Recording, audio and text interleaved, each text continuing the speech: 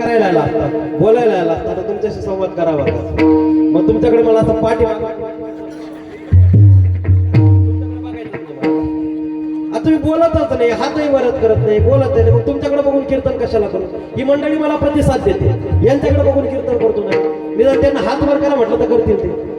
तुम्ही कोणीच हात वर करत नाही. कृष्ण कोणाकोणाला समजला, तो भगवंत कोणाकोणाला समजला. खऱ्या अर्थाने सांगायचं, भगवंत समजला की नाही? हो म्हणा बरं, हात वर नका करू. हात वर करायचा कंटाळा येत असेल तर हो म्हणा. भगवंत समजला की नाही? हा, वा वा, धन्यवाद. असं पद्धतीने प्रतिसाद दिला म्हणजे मलाही तुमच्याकडे बघून बोलावं असं वाटतं. नाही तर मग मी पाठ फिरून कीर्तन करतो तिकडे, माईक आहे मागे घेतो, तुम्ही पाठ करून ऐका मला. हे माझं भक्ती मंडळ मला सुंदर असा प्रतिसाद दिला, मला त्याची गॅरंटी, मला अभिमान म्हणजे तो विश्वास. 7 दिवस आपण त्या कृष्ण भगवंताच्या लीळा या ठिकाणी श्रवण केल्या. 7 दिवस आपण या ठिकाणी सर्व काही कृष्ण भगवंताच्या लहानपणापासून तो मोठे होईपर्यंत, द्वारकेचा राजा होईपर्यंत आणि सुदामा भेटपर्यंत आपण हा प्रसंग पूर्णपणे या ठिकाणी अनुभव केला. लहानपणी ज्यावेळेस गोकुळात श्रीकृष्ण भगवंत वाढत होते, मोठे होत होते, शेवटी भगवंत खोड्या करणारच. पण त्या केलेल्या खोड्या या वाया जाणाऱ्या नव्हत्या.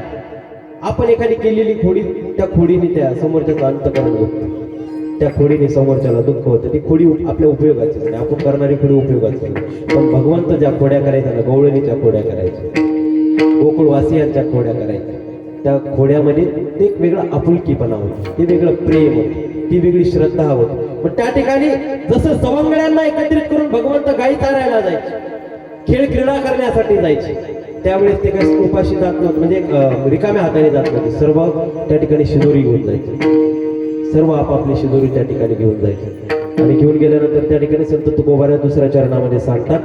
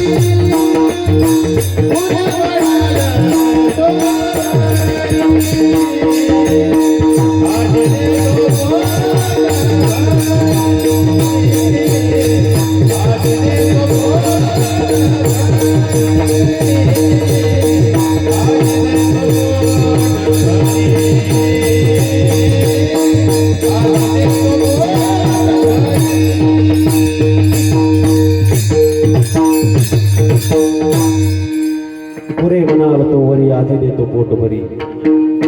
माझ्या माग माग या. जसं श्रीकृष्ण भगवंताने गोकुळामध्ये सर्व सवंगड्यांना घेऊन त्या ठिकाणी खेळ क्रीडा करायला जायचे, गाई चारायला जायचे, वेगवेगळ्या पद्धतीने त्या ठिकाणी खेळ क्रीडा त्या भगवंताने केलेली. सर्व थकले असतील तर भगवंत आपल्या बासरीने सर्वांना मोहित करून टाकायचे. बांसरी समजली का कोणाला? भगवंताची बांसरी. आपणही बांसरी बनण्याचा प्रयत्न करा. प्रत्येकाला माझं आव्हान की आपण स्वतः बासरी बनण्याचा प्रयत्न करा. बासरी बनण्यानुसार बासरी जशी बनते ना, आणि त्याच्यातून जसा सुमधुर आवाज संगीत बाहेर पडतं ना, तसे आपल्या मुखातून सुमधुर आवाज बाहेर पडला पाहिजे. याच्या पुढे नाही तर मग आपल्या तोंडातून बघ लय शब्द पडतात इकडे, सासूचे सोन्याविषयी, सोन्याचे सासूविषयी, काय काय शब्द असतात तुमचे? सटवी, अजून काय? महिलांचे शब्द भरते भारी भारी असतात, आठवत नाहीत मला. सटवी, रणकी, चटकी, अजून काय? अजून काय? अजून काय शब्द असतात? हे बासरीचा वेगळे शब्द आहे. आपल्या मुखाला कधीतरी बासरी बनवून बघा. आपल्या मुखाला बासरीसारखं बनवता येतं, पण ती प्रवृत्ती आपली झाली पाहिजे. जसं श्रीकृष्ण भगवंताच्या बासरीतून सुंदर असे सुमधुर गीत आवाज त्या ठिकाणी बाहेर निघायचे, आपोआप निघायचे, सर्व मंत्रमुग्ध होऊन जायचे. तशा पद्धतीने आपल्याही तोंडाला, आपल्याही मुखाला बासरी बनवण्याचा प्रयत्न करा. आपलं मुख बासरी कधी बनणार आहे? ज्यावेळेस आपण आपलं अंतःकरण शुद्ध करू. 7 दिवसात झालं का तुमचं अंतःकरण शुद्ध? किती शुद्ध झालं? सुचिरभूत किती झालं? सुचिरभूत. तुमचा आत्मा किती शुद्ध झाला? खरं खरं सांगायचं. हा, नाही तर मी अजून 7 दिवस वाढायला होता आयोजकांना. नसल झाला तर सांगा किती शुद्ध झाला? झाला का? शुद्ध झाला की नाही? अरे हो, तुम्ही बोलतच नाही. यांना नाश्ता दिला नाही का आज? बाहेर डायरेक्ट घरून येऊन बसले. बिचाऱ्यांना नाश्ता तरी द्यायला पाहिजे. अंतःकरण शुद्ध झालं की नाही? थोडं तरी झालं असेल माझ्या माहितीनुसार. मी पूर्ण म्हणतच नाही. तुम्ही 100% शुद्ध झालाय मी म्हणणारच नाही. कुठंतरी माणसाच्या मनामध्ये क्लेश असतोच. चला हळूहळू आपण त्याला पूर्णपणे शुद्ध करण्याचा प्रयत्न करू. बरोबर की नाही? गंजलेल्या शरीराला पूर्णपणे एकाएकी गंजलेलं लोखंड असतं ना, ते शुद्ध होत नाही. त्याला हळूहळू शुद्ध करावं लागतं. तशा पद्धतीने तुमच्या गंजलेल्या मनाला, तुमच्या अंतःकरणाला, तुमच्या आत्म्याला आपण हळूहळू शुद्धीकरणाकडे नेत जाऊ. ही सुरुवात, ही शुद्धीकरणाची सुरुवात. आणि या शुद्धीकरणाची सुरुवात आपण महिन्याच्या त्या सत्संगाला थोडं थोडं थोडं थोडं तुमचं गंजलेलं मन आहे ना, त्याचं गंजलेलं सगळं आपण ते गंजलेलं बाहेर काढत जाऊ. बरोबर की नाही? म्हणून आपल्याला ते अंतःकरण शुद्धी करायची आहे. अंतःकरण शुद्धी केली, तुमचं मुख बासरी बनणार. अंतःकरणाला शुद्ध करण्याचा प्रयत्न करा. सर्व सवंगड्यांना त्या ठिकाणी एकत्रित करून कृष्ण भगवंत वेगवेगळी शिदोरी खात नाही. आपण शेतामध्ये गेलो का, आपण वेगवेगळ्या जिचा डबा आणला तिथेचा खाते, तिथेचा खाते, तिथेचा खाते, जो तो आपापला खातो. त्या खाण्यामध्ये मजा नाही, त्या जेवणामध्ये मजा नाही. कृष्ण भगवंत सर्वांना एकत्रित करायचे, गोल राऊंड करून बसायचे आणि त्या ठिकाणी सर्व शिदोरी एकत्रित गोळा करायचे, त्याचा काला करायचे आणि तो काला सर्वांना प्रसाद रूपीच्या माध्यमातून सर्वांना द्यायची. ती खाण्याची मजा वेगळी, त्याची चव वेगळी, त्या अन्नाचं महत्व वेगळं. आपापल्या खाण्यात मजा आहे का? लोक चोरून चोरून खातात का? हे की नाही? आपण चोरून चोरून खातो. शेजारचं जर आता एखादं बाहेरून जेवण करत असेल, मस्त पदार्थ बनवलेले असतील, जेवायला बसलो नेमकं, एखादं कोणी बाहेरून पाहुणा आला, गावातला माणूस आला, तो लगेच ताट झाकले की एक पाठ खाली ढकलतो, एक चौरंगा खाली ढकलतो, एकीकडे ढकलतो, लगेच आवरून सवरून सगळं मोकळं. लगेच काहीच नाही, आम्ही काहीच करत नव्हतं, खात नव्हतं, पित नव्हतं, सगळं मोकळं. फक्त चाहूल लागली की आपलं सर्व तिथलं आवरल्या जातं. एकटेकटं खाण्यात मजा वाटते, पण ते एकटेकटं खाण्यात मजा नाही. सर्वांसोबत खाण्यात मजा. कुठलाही पाहुणा घरी आल्यानंतर निदान आपण त्याला पाणी विचारावं, चहा विचारावं. जेवणाचा सर्वात पहिला आग्रह आपला जेवणाचा असावा. एक लक्षात ठेवायचं, हा विधी आहे. अतिथी देवो भव म्हणतो ना आपण. अतिथी देवो भव आलं तर अतिथीला आल्यानंतर डायरेक्ट पाणी नाही विचारायचं. जेवण करता का? सुरुवात कुठून करायची असते? जेवणापासून सुरुवात करायची. जेवण करा, प्रश्नार्थक चिन्ह करायचं नाही. जेवण करता का म्हटलं की त्याला प्रश्न पडतो, आता हा म्हणावं की नाही म्हणावं. डायरेक्ट सांगायचं जेवण करा. आता त्याला भूक असेल तर हो करेल, नसेल तर नाही जेवण नाही. बरं नका जेवण करून जर चहा तर घ्या. चहाचा आग्रह करायचा, जेवणाचा नाही म्हटलं चहाचा करा. चहा नाही निदान पाणी तरी घ्या. चहाचा नाही म्हटलं पाण्याचा आग्रह करा. पाणी नाही निदान आमच्या घरातली बडीशोप तरी घ्या. हा आग्रह. अन्नदान ते सर्वात उत्तम. आमच्या सर्वज्ञांनी सांगितलं अन्नदान एवढं उत्तम कुठलंच दान नाही, कुठलंच नाही. अन्नदानाला सर्वात जास्त महत्व दिलेलं आहे. म्हणून त्या ठिकाणी सर्व सवंगड्यांना एकत्रित घेऊन तो काला त्या ठिकाणी त्या कृष्ण भगवंत करतात आणि त्या सर्व सवंगड्यांसोबत त्या ठिकाणी तो खऱ्या अर्थाने काला वाटून आवडीने, गोडीने, सर्वांच्या आनंदाला त्या ठिकाणी मन प्रसन्न होऊन तो काला त्या ठिकाणी सर्वजण ग्रहण करत आहेत, प्रसाद ग्रहण करत आहेत. आपल्या जीवनामध्ये वेगळाच काला निर्माण होतो. हे की नाही? कलह, त्याला मी काल्याचं स्वरूप दिलं. प्रत्येक गोष्टीचा काला आपल्यामध्ये जीवनामध्ये निर्माण झाला. जसं एकत्रित पदार्थ केल्यानंतर तो काला तयार होतो ना, तसे आपले एकत्रित आपण विचार करतो. एकत्रित आपल्या बुद्ध्या एकत्रित करून आपण वेगवेगळ्या पद्धतीचे विचार करत असतो. तो काला काही कामाचा. भगवंताविषयीची जी बुद्धी आहे ना ती बुद्धी वेगळी ठेवायला पाहिजे, त्या भगवंताची श्रद्धा वेगळी ठेवायला पाहिजे. आपण त्याला एकत्रित करण्याचा प्रयत्न करतो. ज्याचा भाव ज्याची श्रद्धा त्याच्या ठिकाणी पाहिजे. आपण परमार्थाला संसाराला एकत्रित करण्याचा प्रयत्न करतो, तो काला करण्याचा प्रयत्न करतो, पण त्या काल्याला महत्व नाही. परमार्थ परमार्थाच्या जागी असला पाहिजे, संसार संसाराच्या जागी असला पाहिजे. ज्याची त्याची वेगळीता आहे, ज्याची त्याची भिन्नता आहे. संसार जर जमिनीवर असेल तर परमार्थ आकाश आहे. आलं लक्षात? मनामध्ये परमार्थ ठेवा, बुद्धीमध्ये संसार ठेवा. शरीरासाठी संसार करा, पण जीवासाठी आत्म्यासाठी परमार्थ करा. याचा काला होता कामा. एका म्यानामध्ये दोन तलवारी राहू शकत नाही. पण आपण त्या दिवशी शिकलो की म्यानामध्ये तलवारी ठेवायची, एक काढायची दुसरी टाकायची, दुसरी काढायची पहिली टाकायची, पहिली काढायची दुसरी टाकायची. दोन्ही टाकायला गेले तर राहणार नाही, दोन्ही फोडून जातात. मग तुम्ही इकडे संसार सांभाळायला गेले, परमार्थ सांभाळायला गेले, संसारालाही राग येईल परमार्थालाही राग येईल. तेव्हा एक तर माझ्याकडे नाही त्याच्याकडे जातो. दोघांना समान ठेवायचं, समान ठेवण्याचा प्रयत्न करायचा. मनाला परमार्थामध्ये गुंतवण्याचा प्रयत्न करायचा, संसाराला त्या ठिकाणी शरीराला संसारामध्ये गुंतवण्याचा प्रयत्न करायचा. काला होता कामा नाही. अन्नाचा काला करा, चांगल्या विचारांचा काला करा, विचारांची देवाणघेवाण करा. एकमेकांचे विचार परमार्थिक विचारांचा काला करून एकमेकांना देण्याचा तो प्रयत्न केला पाहिजे. सुंदर मनाचा काला करा, आपल्या सुंदर आत्म्याचा काला करा, चांगल्या बुद्धीचा काला करा. आणि तो काला केल्यानंतर एकमेकांना वाटण्याचा तो प्रयत्न केला पाहिजे. त्याच्यातून आपल्यालाही फायदा होतो, समोरच्यालाही फायदा होतो. पण वाईट विचारांचा आपण काला करतो, दुर्बुद्धीचा आपण काला करतो, अंतःकरणातील काळ्या असलेल्या मनाचा आपण त्या ठिकाणी काला करतो आणि एकमेकांना वाटण्याचा प्रयत्न करतो. त्या माध्यमातून त्याही समोरच्या माणसाची फसगत होते, आपली फसगत होते. म्हणजे काला करताना माणसाला समजलं पाहिजे की कशा पद्धतीने काला केला पाहिजे. फक्त पदार्थांचा काला नाही करायचा. पदार्थांचा काला करून या ठिकाणी आपल्याला ते वाटून नाही घ्यायचंय. विचारांचा काला केला पाहिजे, चांगल्या विचारांचा काला केला पाहिजे, चांगल्या शुद्ध अंतःकरणाचा काला केला पाहिजे आणि तशा पद्धतीने वाटण्याचा प्रयत्न केला पाहिजे. गोपाला गोपाला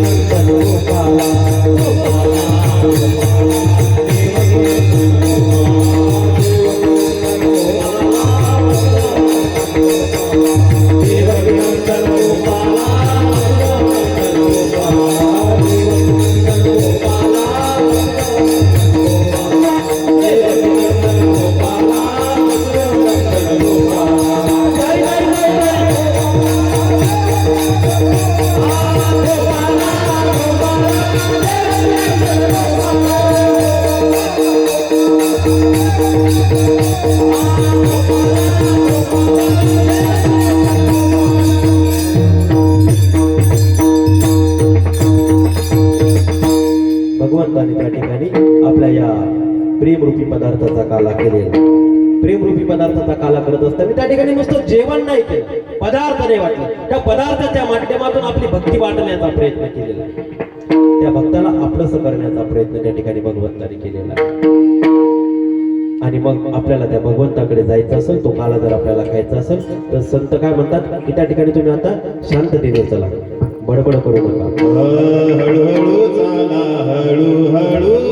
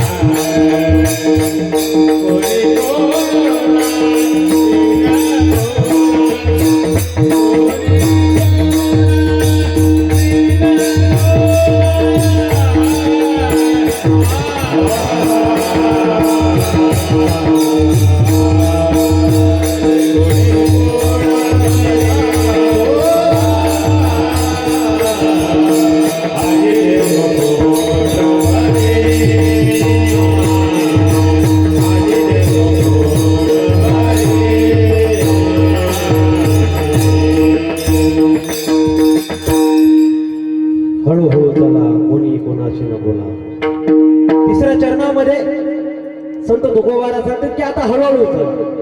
परमेश्वराचं नामस्मरण करत करत चाललं पाहिजे. आपण ज्या ठिकाणी त्या परमार्थाच्या भक्तीकडे वळतो ना, त्यावेळेस आपण कोणाशी वायफळ गप्पा न करता हळूहळू चालायला पाहिजे. आपण सत्संगात बसतो तरी गप्पा चालू असतात, आहे की नाही? इत्याचं त्याला विचारते, तुझं कुलूप लावलं का? मग सासू सुनेला विचारते, तू शेगडीवर दूध ठेवलं होतं, उतरच नाही गेलं ना? शेगडी बंद केली का? दूध झाकलं का? फॅन बंद केला का? लाईट बंद केला का? दरवाजाला कुलूप लावलं का? किती प्रश्नांचा बडी मार करतोय की नाही? बसली इथं, लक्ष तिथं. म्हणून माणसाने ज्या ठिकाणी आपण धर्माकडे बोलतो, परमार्थाकडे बोलतो, त्यावेळेस फक्त आपण आपल्या स्वतःच्या अंतःकरणाशी गप्पा मारायला पाहिजे. स्वतःच्या मनाला समजवण्याचा प्रयत्न केला पाहिजे. बस संसार बाजूला ठेव, आता संसार बाजूला ठेव, घर बाजूला ठेव. मनाला समजवण्याचा प्रयत्न आपण केला पाहिजे आणि आपण आपल्या स्वतःशी बोलणं गरजेचं आहे. भगवंताच्या भक्ती मार्गाला चालताना काल आपण सुदामा बघितला. सुदामा त्याच्या नगरीपासून तर द्वारकेपर्यंत चालत चालत गेलेला आहे, पण त्याच्या चालण्यामध्ये, त्या ठिकाणी बोलण्यामध्ये, त्याच्या त्या प्रवासामध्ये फक्त आणि फक्त भगवंताचं नामस्मरण आहे. या व्यतिरिक्त काहीच नाही, या व्यतिरिक्त कुठलीच गोष्ट नाही. फक्त भगवंताचं नामस्मरण करत करत करत तो सुदामा त्या नगरीपर्यंत जाऊन पोहोचलेला आहे. जो भक्त त्या भगवंताचं नामस्मरण करत करत प्रवास करतो ना, त्या भगवंताला, त्या भक्ताची चिंता असते, त्याचं चिंतन असतं. लक्षात घ्या मंडळी, जेव्हा लेकरू घरातून बाहेर जातं, बाहेर गेल्यानंतर त्या आईला त्या ठिकाणी चिंता लागलेली असते. ती चिंतन करत असतं, माझं लेकरू सुखरूप पोहोचेल का? माझं लेकरू सुखरूप जाईल का? त्याला काही होणार तर नाही ना? ती चिंता ती माऊली करत असते. बरोबर केलं. पण ते लेकरूही तशा पद्धतीने ते चिंतन करत जावं लागतं. त्या लेकरांनी तशा पद्धतीने गेलं. पण काय आपल्या घरच्यांनी सांगितलं, माझी आई माझी वाट बघते. माझ्या आईने सांगितलं की व्यवस्थित प्रवास कर, इकडे तिकडे बघून रस्ता ओलांड, त्याच्याशी गप्पा मारू नको, गाडी हळू चालव, जास्त फास्ट जाऊ नको. तो लेकरू जसं जसं चिंतन करत जातो ना, आईच्या आठवणींचा उजाळा करत जातो, तो लेकरू सहजतेने त्या ध्येयापर्यंत पोहोचतं, त्या मार्गापर्यंत पोहोचतं. तसंच हा भगवंत आपली आई आहे. ही भगवंतही आपली आई आहे. हे भगवंतही तशाच पद्धतीने आपल्या भक्ताची चिंता करत असतं. त्यावेळेस भक्त त्या भगवंताकडे येतो ना, भगवंताकडे येणाऱ्या भक्ताची चिंता भगवंत करत असतो की माझा भक्त सुखरूप माझ्यापर्यंत आला पाहिजे. कुठल्याही गोष्टीचं त्याला त्या ठिकाणी संकट नाही आलं पाहिजे, कुठल्याही गोष्टीचा त्रास नाही झाला पाहिजे. भगवंतही आपली चिंता करतात, चिंतन करतात. पण आपल्याला भगवंताचं चिंतन करत जाता आलं पाहिजे. पण माणूस काय करतो माहितीये का? देवाकडे जायचं म्हटलं ना, तर आपण आपल्या ध्येयापासून विस्कळतो. नातेवाईकाचं घर लागलं की लगेच रस्ता फाकतो आपण, हे की नाही? सरळ जायचं तर लगेच वाकडी वाट जवळ आहे. सुंदर अशी लीळा आहे आमच्या सर्वांच्या श्री चक्रधर स्वामींची. श्री दत्तात्रय प्रभूंचं त्या ठिकाणी श्री दत्तात्रय प्रभूंचं स्वामी भक्तिजनांना निरूपण करत होते. श्री दत्तात्रय प्रभूंची महिमा सांगत होते. त्यातले दोन भक्त निरूपण संपलं आणि दोन भक्तांना इच्छा जागृत झाली की आम्हाला श्री दत्तात्रय प्रभूंचं दर्शन झालं पाहिजे. ते देवाजवळ येतात, देवाला म्हणतात की डकले आणि चांगदेव म्हण. या दोन भक्तांचं नाव की आम्हाला देवाची भेट झाली पाहिजे, आम्हाला श्री दत्तात्रय प्रभूंचं दर्शन झालं पाहिजे. स्वामी म्हणतात, अरे वेड्यांनो, ते अमोघ दर्शन केलं, त्यांचं दर्शन लवकर होत नाही, सहजासहजी होत नाही. 12-12 वर्ष तपश्चर्या करणाऱ्या ऋषी मुनींना सुद्धा लवकर दर्शन होत नाही. तुम्हाला सहजासहजी होणार आहे का एका दिवसामध्ये? ते भक्त हट्टाला भेटतात, नाही देवा तुझी इच्छा जर असेल ना, नक्कीच आम्हाला श्री दत्तात्रय प्रभूंचं दर्शन घडेल, तू घडवून आणू शकतो. त्या भगवंताला ते विनंती करतात, भगवंताला प्रार्थना करतात. देवाने त्यांच्या विनंतीचा त्या ठिकाणी मान ठेवतो की इच्छा भक्ताची उत्पन्न झाली, अंतःकरणातून उत्पन्न झाली आहे. देव म्हणतात काही हरकत नाही, जा माहूरला जा. आणि माहूरला जाता जाता त्या ठिकाणी मी सांगेन तशा पद्धतीने विधी करत जा. भगवंत त्यांना विधी विहितात, त्यांना काही नियम सांगतात की तुम्ही जर जाता पेनो वेना जावे, म्हणजे मुक्काम करायचा नाही, थोडा आराम करत करत करत करत रस्त्याने चालत आहे. एकी भिक्षा न करावी, एका घरातली भिक्षा करायची नाही, 2-3 घरं मागायची, भिक्षा करत करत अन्न ग्रहण करत करत जायचं. एका स्थानाची सवय नव्हे, एका झाडाची सवय नव्हे, त्या ठिकाणी एका ठिकाणी थांबायचं, एका गावामध्ये मुक्काम करायचा नाही. संबंधियाच्या घरी न बसावे, आपल्या संबंधाच्या घरी, तुमच्या संबंधाचं घर जर लागलं तिथं जायचं नाही, सरळ पुढे निघायचं. त्यांनी त्या नियमाचं सर्व ऐकले आणि स्वामींची अनुमती घेतली आणि निघाले. जीव स्वभाव कशा पद्धतीचा असतो बाबा. मी त्या दिवशी सांगितलं जीव जीवार्चन घडे पण ईश्वरार्चन घडूची नाही. जीवाला जीवाचं अर्चन घडतं, जीव जीवाचं ऐकतो. पण देव सांगतो ना त्यावेळेस जीव ऐकत नाही, देवाचं ऐकत नाही ऐकत. एखाद्या मित्राला सांगितलं चल आपण दारू प्यायला जाऊ, चल पत्ते खेळायला जाऊ, लगेच पळत. माझ्यासारख्याने सांगितलं चल रे बाबा देव करू, धर्म करू, स्मरण करू, ऐकणार नाही. संतांचं ऐकत नाही, देवाचं ऐकत नाही, जीव जीवाचं ऐकत. मग ते निघाले. पुढे त्या टकल्यांचं गाव असतं, नातेवाईकांचं गाव लागतं. ते म्हणतात की आपण बाजारातून थोडंफार लेकरांना खायला घेऊ आणि चालू रस्त्यामध्ये कोणाला तरी देऊन देऊ, ते घरी देऊन देतील. बाजारातून ते खायला पदार्थ घेतात. पुढे गेल्यानंतर त्या गावाच्या वेशीजवळ पोहोचतात. पोहोचल्यानंतर त्या ठिकाणी एक माणूस भेटतो गावातला. त्याला सांगतात अहो आमचं अशा नावाचं घर आहे, ते आमचे नातेवाईक आहे, त्यांना ही खाण्याची वस्तू देऊन द्या, लेकरांसाठी दिली, आमचं नाव सांगा. तो माणूस विचार करतो अरे जवळचं घर आहे, वेशीच्या जवळ घर आहे, 2-4 पावलं पुढे गेले घर आहे, तिथे देऊन द्या ना, माझ्या हातात का देत आहे? इतक्या जवळ आले तिथे जात नाही. ते म्हणतात नाही आम्हाला आमच्या स्वामींनी विधी दिला, आम्ही जाणार, आम्हाला घरामध्ये जायला नाही सांगितलं. अरे घरामध्ये नका जाऊ, दाराशी थांबा, पदार्थ द्या, पुढे निघून जा, तुम्हाला घरात पण जायला लावतो. माणसाचा जीव स्वभाव बघा कशा पद्धतीने. परमेश्वरांनी सांगितलं तिथं डोक्यात होतं, पण तो जीव सांगतोय ना त्या जीवाचं पण पडते. आपण दारातल्या दारात घेऊन निघून जाऊ. गेले दारापर्यंत बोलतो. आता मला सांगा तुमच्या दारात पाहुणा आला, तुमच्या दारात एखादा संत आला, तुम्ही त्याला दारातल्या दारा बाहेर पाडणार, पाठवून देणार, जाऊ देणार, तुम्ही त्याला घरात घेणारच. 2 मिनिटं तरी बसा, 5 मिनिटं तरी बसा, आपण आग्रह करतो की नाही? ते दाराजवळ गेले, आवाज दिला, सगळे नातेवाईक बाहेर आले. त्यांनी तो पदार्थ त्यांच्या हातात दिला आणि सांगितलं की दंडवत आता आम्ही येतो, आम्हाला पुढे जायचं. अरे असं कसं? अरे 2 मिनिटं तर घरात या, चहा पाणी घ्या, जेवण करा, मग जा. नाही आम्हाला घरात येण्यासाठी अनुमती नाही. अरे 2 मिनिटं, नाही नाही हा कर, धरले हात ओढले, हात धरले, डायरेक्ट घरात दोघाला घेऊन गेला आग्रह करून. त्या ठिकाणी गरम पाण्याने आंघोळ घातली, मस्तपैकी आंघोळ झाली. आंघोळ झाल्यानंतर त्या दिवशी संध्याकाळची वेळ झाली होती, थकलेले होते, चालून आंघोळ केली, गरम पाण्याने मस्त पोटभर जेवण केलं. आता पाहुणे आल्यावर आपण काय चटणी भाकर खाऊ घालतो का? तुम्ही काय खाऊ घालता? आमचे गुरुबंधू गोविंदराव दादा मध्ये तर खाऊ माझी तब्येत वाढायला लागली, इतकं खायला भेटायला लागला. कायच करा म्हणजे, फिरणं होत नाही, चालणं होत नाही, काही होत नाही. सगळीकडे आग्रह होतो, चहा घ्या, नाश्ता करा, सगळीकडे आग्रह होतो. हे की नाही? तुम्ही संत आल्यानंतर चटणी भाकर खाऊ घालतात का? पाहुणे आल्यानंतर चटणी भाकर खाऊ, काय खाऊ घालू ना काय करू असं तुम्हाला होतं की नाही? प्रत्येकाला आता भरपूर जण नाश्त्याला जावं कोणाकडे, भरपूर लोकांचे दंडवत वाक्य कधीतरी ते पूर्ण होतील. नक्कीच हा माझा शब्द आहे. ज्यांनी बोलवलाय त्यांच्याकडे मी आज नाही, पण कधीतरी पुढे नक्की येणार. या ठिकाणी तुम्ही जर पाहुणे आल्यानंतर ते मध्ये गेले, त्यांना आंघोळ घातली, जीव चांगले पदार्थ खाऊन जीव घातला. आता पोट भरलं, माणूस आंघोळीने सुस्तावला, लागली झोप. पहिला नियम तोडला, सबंडियाच्या घरी जायचं नाही, गेले. त्या ठिकाणी एका घरची भिक्षा करायची नाही, केली, तिथंच पोटभर जेवण केले. आणि एका गावात एका झाडाची सवय नव्हे म्हणजे त्या ठिकाणी मुक्काम करायचा नाही, केला. झाला नियमाचा भंग. उठले आणि वापस स्वामींकडे आले. स्वामींना सांगितलं की आमच्याकडून असं झालं. मग स्वामी म्हणतात हे जीवाचा स्वभावच असा आहे, जीव जीवाचा ऐकतो, पण परमेश्वराने सांगितलेलं जीवाला पटतच नाही. परमेश्वर जेवढा जीव तोडून सांगतो पण त्या जीवाला ते पटत नाही. माझे नियम धाब्यावर ठेवले आणि जीवाचा ऐकतो. तसं त्या ठिकाणी स्वामी त्या दृष्टांत देतात की एखादी आपण ते डोंबाऱ्याचा खेळ बघतो का? डोंबाऱ्याचा खेळ, ती मुलगी इकडून 2 काट्या बांधतात, तिकडून 2 काट्या बांधतात, मध्ये दोरी असते, ती दोरीवरती मुलगी चालतात, खाली तो डंग डंग डंग डंग ढपडी वाजवतो, बाजूबाजूचे लोक बघतात आश्चर्याने. बघितलं ना? स्वतःच्या पोटाची खळगी भरण्यासाठी त्या ठिकाणी तो उद्योग त्यांचा चालू असतो. पण त्या उद्योगामध्ये ते ध्येय आहे. माणसाने ध्येय लक्षात ठेवलं पाहिजे. माणसाचं ध्येय काय? ती मुलगी ज्यावेळेस त्या टोकावर दोरीवर चालते ना, ती खाली पाहत नाही, ती उजवीकडे पाहत नाही, डावीकडे पाहत नाही, वर पाहत नाही, कुठंच बघत नाही.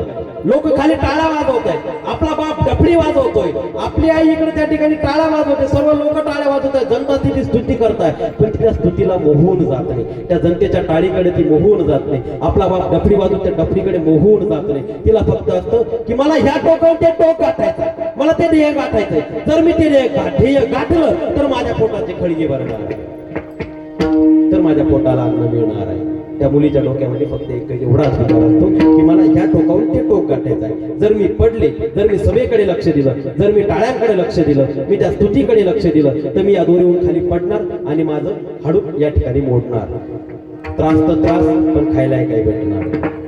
ध्येय महत्वाचे. माणसांनी ध्येयाप्रमाणे वागलं पाहिजे. जो माणूस ध्येय निश्चित करत नाही ना, तो भरकटला जातो. या जगामध्ये हजारो रस्ते आहेत, हजारो रस्ते आहेत, पण कुठला रस्ता आपल्याला निवडायचा आहे हे आपल्या अंतःकरणावर, हे आपल्या मनावर अवलंबून असतं की रस्ता कुठला निवडायचा आहे. तो रस्ता निवडता आला पाहिजे, ते ध्येय निवडता आलं पाहिजे. त्या मुलीने या टोकावून ते टोक पार केलं, पण इकडे तिकडे कुठलाच रस्ता तिने शोधला नाही, तर तो फक्त तो एकच रस्ता शोधलेला आहे. तो रस्ता पार करायचा आहे. ज्यावेळेस तुम्ही भगवंताच्या दिशेने निघतात ना, त्या भक्तीच्या दिशेने निघतात ना, तुमच्या मनामध्ये ते ध्येय असतं, बल्कि मला त्या भगवंताची भक्ती पूर्ण करायची, त्याच्यामध्ये येणारे रस्ते मला सर्व बाजूला सारायचे, मला ती फक्त भक्ती पूर्ण करायची. माझा तो रस्ता, मी ध्येय माझ्या मनामध्ये निश्चित केलेला आहे, ते मला पूर्ण करायचं आहे. आपण कधी नव्हत तरी देव देव करायला जातो. जाळीश देवाला जाते ना, हजारो गाव लागतात. एखाद्या मुलीचं गाव लागतं, चालली मुलीकडे. मुलाचं गाव लागतं, चालली मुलाकडे. नातेवाईकाचं गाव लागतं, चालली नातेवाईकाकडे. ध्येय आपण जाणून घेतो आणि ध्येय जाणणं गरजेचं आहे. म्हणून संत तुकोबारा सांगतात की माझ्या माग या, येताना फक्त एका ध्येयानिशी या की त्या भगवंताची भेट झाली पाहिजे, त्या भगवंताच्या भक्तीचा रस आपल्याला मिळाला पाहिजे. एकमेकांशी गप्पा मारू नका, भगवंताचं चिंतन करत करत त्या ध्येयापर्यंत पोहोचण्याचा प्रयत्न करा. या ठिकाणी संत तुकोबारा आपल्याला सांगतात, गोपाला गोपाला देव गोपाला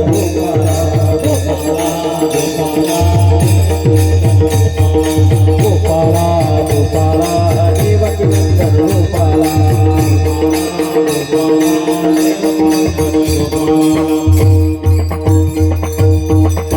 भगवंताच्या भक्तीचा जर काला बघायचा असेल, भगवंताच्या प्रेमाचा जर काला बघायचा असेल, तर माझ्या माग फक्त न बोलता न गप्पा मारता मारता यायचं आहे. त्या भगवंताचं नामस्मरण करत करत त्या भगवंतापर्यंत पोहोचवण्याचा प्रयत्न करायचा आहे. संत तुकोबारा पहिले स्वतः मार्गस्थ झाले आहे आणि मग या समाजाला संदेश देत आपल्या मागे मागे येण्याचा प्रयत्न करतात. आपण माणसाला मागे येण्याचा प्रयत्न करतो.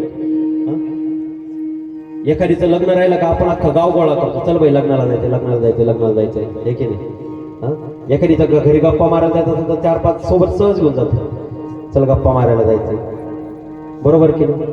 पण ज्या ठिकाणी परमार्थाचं काहीतरी साधन चालू आहे, ज्ञानार्जनाचा कार्यक्रम चालू आहे, त्या ठिकाणी आपण कोणालाच बोलवत नाही, आपण एकटं येऊन येतो. आलो तो आलो, बाबा बोलतील म्हणून त्या धाकाने का म्हणून येतात का मनापासून आले? मी टोमणं मारतो म्हणून येतात की मनापासून येतात?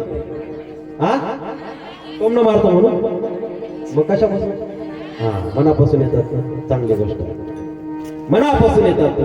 आणि मनापासून आलेलीच भक्ती त्या भगवंताला प्रिय आहे. मनाचा श्रीमंतपणा, मनाचा श्रीमंतपणा त्या भगवंताला प्रिय आहे. म्हणून या ठिकाणी संत तुकोबारा सांगतात की तुम्ही माझ्या माग या, आणि माझ्या माग आल्यानंतर नक्कीच तुम्हाला त्या भगवंताच्या भक्तीचा अनुभूती मी या ठिकाणी तुम्हाला सर्वांना देणार आहे. त्या भगवंताच्या प्रेमाचा काल आम्ही तुम्हा सर्वांना देणार आहे. त्या भगवंताच्या श्रद्धेचा काल आम्ही तुमच्या समोर ठेवणार आहे, तुम्हा सर्वांना देणार आहे. पण संसार करत असताना त्याच्यातून आपल्याला वेळ मिळाला पाहिजे.